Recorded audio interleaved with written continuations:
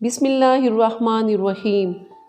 अज़ीज़ान, हमारी एक ईद इमाम जाफ़िर सादिक़ अलैहिस्सलाम की नियाज़ की सूरत में मनाई जाती है, जिसे मकामी ज़बान में कुंडे कहा जाता है, जो हम 22 रजब की शब को मनाते हैं। ये ईद भी हमारे उस इमाम अलैहिस्सलातु वस्सलाम की तारुफ़ी ईद है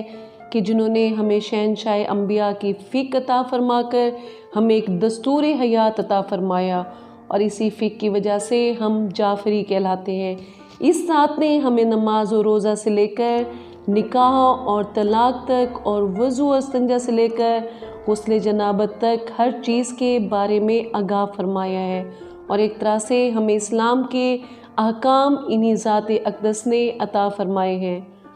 माजी में शिया कौम जुल्म के खौफ में रही और उनकी गर्दनों पर हमेशा तलवार लटकती रही, इसलिए उन्होंने अपने बच्चों बड़ों में इस पाक अहले बैत के मुक़द्दस अफराद से जुड़े रहने के लिए कई तदाबीर इख्तियार किए। उनमें से ऐसे तकारीब का क़याम था जिनमें अहले बैत के अफराद अतहार का तज़किरा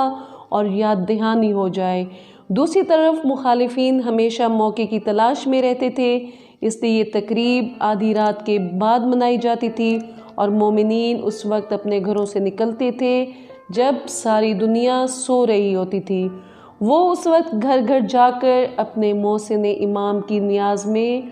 तनावल फरमाते थे, और इसी तरह घर घर में दुआ और दरूद की महफ़िलों का क़याम भी हो जाता था, और इसमें तजदीद अहद व बैयत भी हो जाती थी, और इस नियाज की बरकत से रिज़्क़ में बरकत हो जाती है। और हर वो शख्स आज तक ये ईद मनाता है जो इमाम जाफ़िर सादिक़ अलैहिस्सलाम से अक़ीदत रखता है। इसमें शिया सुन्नी में कोई इम्तियाज़ नहीं। इस नियाज़ के लिए आम तौर पर छोटी छोटी मीठी रोटियां पकाई जाती हैं, जिन्हें मकामी ज़बान में कुंडे कहा जाता है, इसलिए इसका नाम कुंडे वाली ईद हो गया है।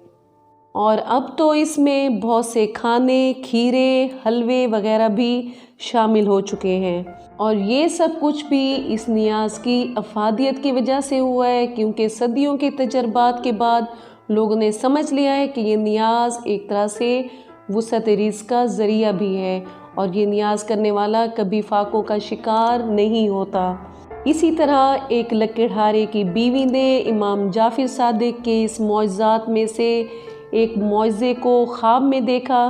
कि वो वज़ीर के महल में काम करने वाली महल में झाड़ू दे रही है कि यकायक मौला आक़ाए दो जहान जनाब इमाम जाफ़िर सादिक़ अलैहिस्सलाम माँ अपने असहाब सैन खाना वज़ीर में तशरीफ़ लाते हैं, और अपने असहाब की तरफ मुतवज्जा होकर फरमाते हैं कि आज क्या तारीख़ है और कौन सा महीना है। सहाबा ने अर्ज़ किया कि या मौला, आज शब 22 रजबुल मुरज्जब है। तब हज़रत ने अपनी ज़बान मौजिज़ बयान से इरशाद फरमाया कि कोई शख्स कैसी ही मुश्किल में मुब्तला क्यों ना हो, या किसी ऐसी सख्त हाजत ने परेशान कर रखा हो, जब दस्तूर सवा सेर मैदे की पूड़ियाँ पकाकर 2 कुंडों में रखकर हमारे नाम की नज़र 22 रजबुल मुरज्जब बवक्त नमाज सुबह दिलवाकर हक़ सुब्हाना ताला की दरगाह में हमारे वास्ते से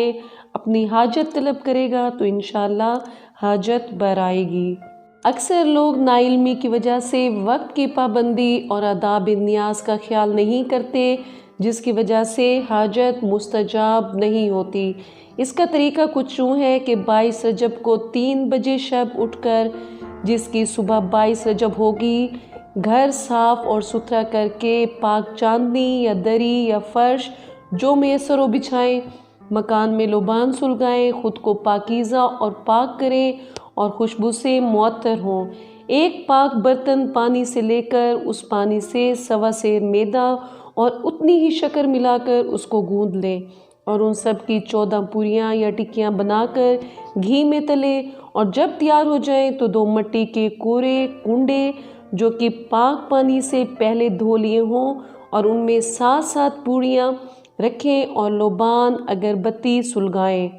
पकाने का बर्तन, और यहाँ तक कि अगर लकड़ियों पर वो नियाज़ बनाई जाए तो उन्हें भी पाक किया जाए। उस जगह को अच्छे से पाक साफ़ करके फिर नियाज़ बनाई जाती है। नमाज सुबह के बाद पहले ये मौज़ा जो बयान किया गया है लकड़हारे वाला, तो इसके बाद इमाम जाफ़िर सादिक अलैहिस्सलाम की नियाज़ और दुआ मांगे, इंशाअल्लाह मुराद जो भी होगी पूरी होगी। और उसके बाद इस नियाज़ को तमाम मोमिनीन को खिलाएं। अज़ीज़ान, अगर आपको हमारी वीडियोस पसंद हैं और आप चाहते हैं कि हम आपसे मज़ीद ऐसी मालूमात शेयर करते रहें, तो हमारी वीडियो को लाइक, सब्सक्राइब और बेल आइकन पर क्लिक करना मत भूलिएगा। हमारी अगली वीडियो तक खुदा और इमाम ज़माना आपका और हमारा हामी व नासिर।